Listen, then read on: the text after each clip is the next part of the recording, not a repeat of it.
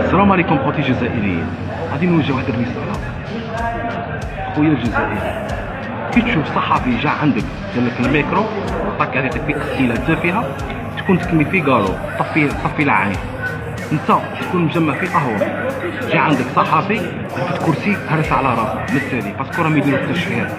ثم اي مواطن جزائري يجي عنده صحفي يعترف باللي انت ايها المواطن الجزائري غادي تطيح في الفخ. هاي غادي تلقى روحك في مواقع التواصل الاجتماعي، الناس كومبلي العالم كاع يشوف فيك ويضحكوا عليك. باسكو علاش؟ هاد الصحافه راهم يتملكوا الشعب الجزائري. وكذلك راه ظهرت واحد الظاهره، حتى المصريين راهم حالين محلات حلاقه للنساء، نهضروا غير السوريين. خوتي الجزائريين، طيب الامور خرجت عن السيطره، بالتالي هاشطه